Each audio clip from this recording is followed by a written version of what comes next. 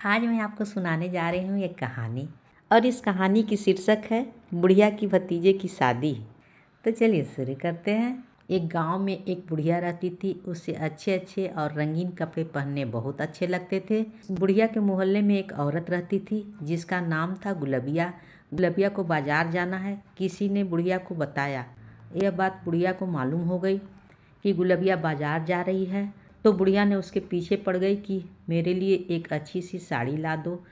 और बुढ़िया ने गुलबिया को 2000 रुपये के नोट थमा दिए। गुलबिया बाजार में 2-3 दुकानें गई और उसमें से एक साड़ी उसे पसंद आ गई। उसने उसे खरीद लिया और साथ ही साथ अपने ज़रूरत की सामान भी खरीदी और रिक्शा बुक की और घर को वापस आ गई। बुढ़िया गुलबिया का इंतज़ार कर रही थी। ज्यों ही बुढ़िया की नज़र गुलबिया पर पड़ी कि गुलबिया आ रही है, बुढ़िया बहुत खुश हुई। गुलबिया ने बताया, चाची आपके लिए एक साड़ी खरीद लिया है। बुढ़िया ने साड़ी खोलकर देखी, साड़ी बहुत पसंद आई और मन ही मन बोली कि भतीजे की शादी में जाऊंगी तो यह साड़ी पहनूंगी। 2-4 दिन बीत गए। एक दिन बुढ़िया के मायके से भाभी और भाई का फ़ोन आया कि गोपाल की शादी तय हो गई है और 8 दिनों के बाद 5 तारीख की शादी है, आप जल्दी आ जाना। 2-3 दिन बाद मायके जाने के लिए बुढ़िया जल्दी से तैयार हो गई और उसने फ़ोन लगाकर ओला बुक किया और मायके के लिए निकल पड़ी। ज्यों ही मायके पहुंची और गाड़ी से उतर ही रही थी कि गली के 3-4 कुत्ते बुढ़िया को देखते ही भौंकना शुरू कर दिए। बुढ़िया डर के मारे सहम गई और फिर गाड़ी में घुस गई और गेट बंद कर ली। भौंकते हुए कुत्ते को बुढ़िया सर छिपाकर गाड़ी के अंदर से देखी तो एक काला कुत्ता बैठा हुआ था और बाकी कुत्ते अभी भी भौंक रहे थे। और बुढ़िया ने फिर से अपना सिर छुपा लिया और मन ही मन सोच रही थी कि मैं तो बुढ़िया हूँ, क्या करूँ, क्यों मुझे देखकर कुत्ते भौंक रहे हैं, मुझे कुछ समझ में नहीं आ रहा है। बुढ़िया ने सोचा कि घर के पीछे के दरवाजे से चली जाती हूँ। अभी भी बुढ़िया का चोला बहुत घबरा रहा था। बुढ़िया बहुत परेशान थी। बुढ़िया ने ड्राइवर से बोली, चलो उस गली में, उधर से मैं पीछे के दरवाजे से मायके चली जाऊंगी। बुढ़िया ने देखा पीछे का दरवाज़ा बंद है। बुढ़िया ने घर के पीछे के दरवाजे पर दस्तक दी तो अंदर से आवाज़ आती है, कौन है बे?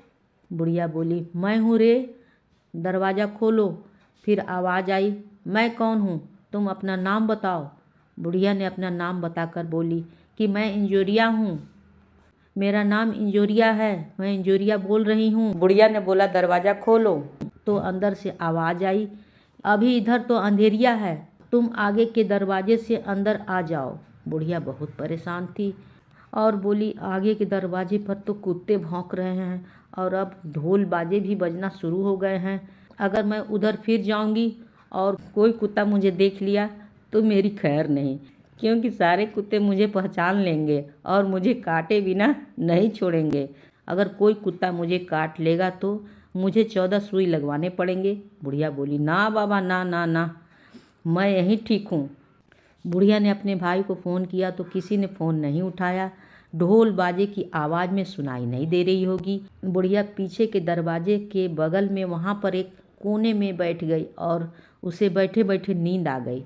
जब सुबह हुई तो गोपाल की माँ ने कूड़ा फेंकने के लिए दरवाज़ा खोला तो देखा और बोली, अरे जीजी आप कब आई? बुढ़िया ने सारी बात बताई तो गोपाल की माँ ने अफसोस जताते हुए बोली, अंदर ले गई।